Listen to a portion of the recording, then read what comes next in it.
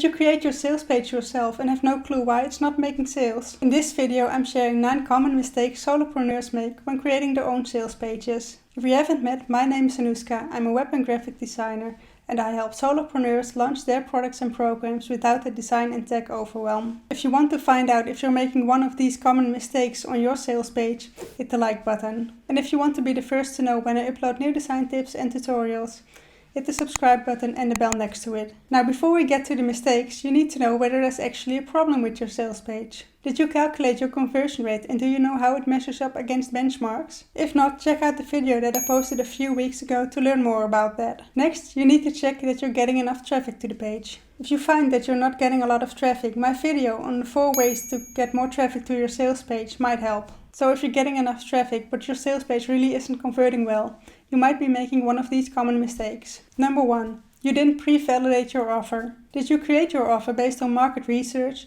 or just because you wanted to? If you didn't do market research, it could be that it's not something that your audience actually wants or needs. Or maybe the structure of your offer isn't quite right for your audience. Maybe your audience doesn't have 2.5 hours to watch your workshop.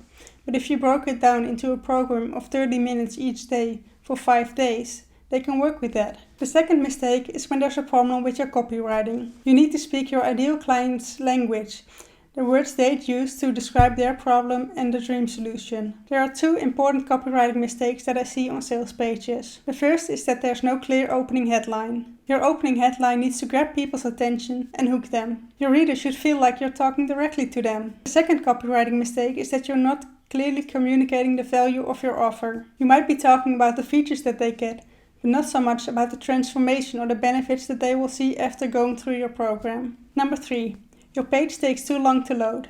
You can check your page load time with a tool like PageSpeed Insights or GTmetrix. They will not only tell you how long it takes your page to load, but also what you can do to speed it up. One common issue I see when a page takes long to load is uploading images in huge sizes. Resize the images to the size that you're actually using them in, so that the file size is smaller and your page loads quicker. Mistake number 4 is all about the first impression. Your design needs to appeal to the right audience and you need to make sure that the first impression doesn't turn people off. You need to establish trust and credibility with a professional looking, well put together page. Mistake number 5 is too many distractions on your page. The sales page for a signature program shouldn't have a navigation menu to the rest of your site.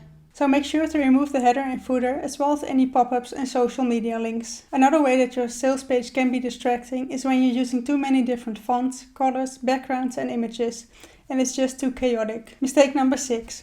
Your buttons don't stand out. Make sure your buy button looks like a button and not just a small link. It needs to stand out. Make your button a contrasting color or even use a contrasting background color for the entire call to action section. Include multiple buy buttons throughout your sales page, so that if someone misses one button, they'll likely find another one later down the page as they're reading it. Also try different text on your buttons, not just buy now, but let's get started, or yes I want, and then the result they will get from your program. Mistake number 7 is not enough visuals. Include a mock-up of your product, program or course. If people can't see what they're getting, they're less likely to buy. A video showing what's inside works especially well. Show them how your program is set up inside the course portal and walk them through the different modules that they're getting. Don't show too much of course, but just an overview of what they're getting. Mistake number 8. You're not showing enough social proof.